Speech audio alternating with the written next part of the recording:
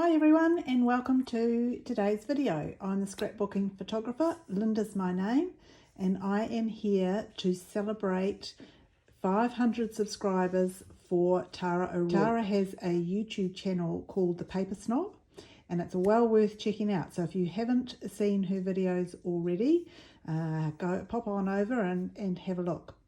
There'll be a whole playlist of people playing along today, so lots of inspiration to share.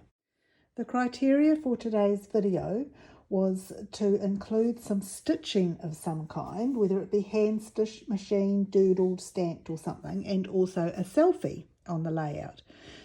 Now there's also a challenge on Soul Scrappers for a one-word challenge, which means making a layout and using just one word on it. So I have decided to do that as well with this layout. Now the one word challenge needs to start with the letter F, M or G.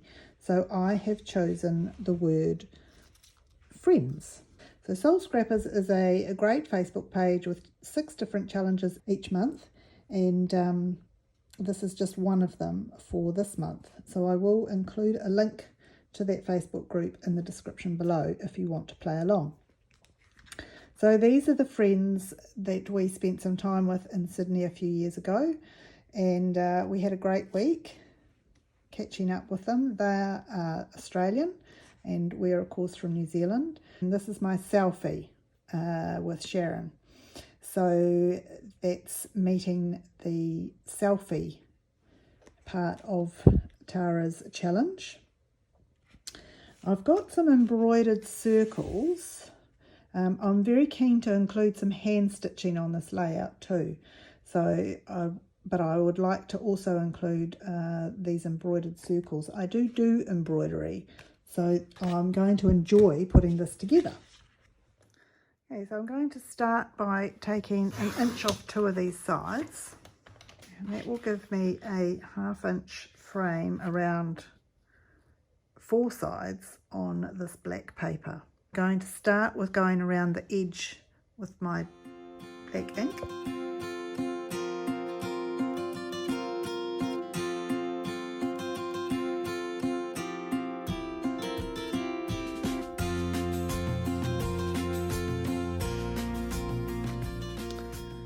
For the layout here, I'm thinking that this one with the end of the table in the bottom of it is going to provide a nice resting place for our title, so I can just cover the bottom of the table up there without removing any important information.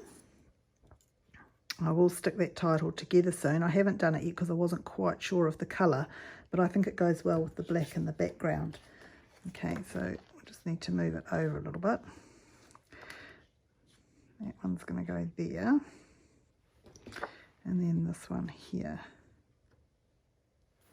Something like that. I do have the F here. Okay, so I've mounted the 3 pictures, and I want to just add a little bit of the white into the background. So I'm going to do that by using just a few splashes of gloss spray. I'll just move the top one out of the way, and I just want to go around the edges of this. From watching other YouTube videos, I've learnt that it's a good idea to use the nozzle just with a something heavier to tap on the side. So I'm just using the handle of a paintbrush. And now I can put that to one side to dry and clean up, and then bring the white sheet in to get a few bits and pieces ready. So I'll put this cricket cut title together, and I have got the I dot somewhere, there it is. So that's ready to all kind of go together like that when we're ready to stick it down. But let's just have a look what the sprayed black looks like. Yep, I think that looks good. So time to bring in the embroidered circles. Now this is a new stamp, I've never used it before. So I'm just seasoning it by rubbing it on my forearm, and that takes the protective coat off so that the ink sticks to the silicone better. So marking where the pictures and the title are going to go, I've got an area there that I want to fill with some different circles from the stamp set. So initially I'll use the sapphire ink with the sponge side of the Versamat underneath, and I'll just stamp a few different shaped circles in different places. Once I've done a few with the sapphire ink of different sizes, I'll bring in some candy apple, which is a nice bright red, the same as the word friends, and do a few different circles with that colour just to mix it up a little bit. So this is not really stitching. I think it's cheating a bit using the stamps. So I'm looking forward to doing my hand stitching, which I've never done on a layout before. Before that though, I'm just going to add the stamp, which is a combination of the Australian flag and the New Zealand flag. So I've stamped it in sapphire, but I do need to go over the red bits because New Zealand stars are red and we both have red stripes in our Union Jack. So that's a nice touch given that we're friends from across the Tasman. And then it's time to do our stitching. So I've brought in the long part of my T-square and the piercing tool so that I can pierce some holes in the cardstock and have a guide as to where I'm going to stitch. The cotton I'm using is a pearl thread, so a little bit thicker than normal embroidery cotton, and it's also a nice bright red to match in with that Friends title, and also with the candy apple that we use to stamp those circles. So as you can see, I've threaded the needle and I'm going to come up from behind, and because this is my first time, I'm just going to do a very basic cross stitch, missing every second set of 4 squares. So up one and across in a diagonal, and then back down and then across. Doing cross stitch on material, it's always good practice to have the diagonals going the same way. So in other words, the strand of cotton on the top all goes the same in the same direction. So I did that all the way along, and then I've finished the first line and was thoroughly enjoying myself. So I have pierced a second line, and now I'm stitching that.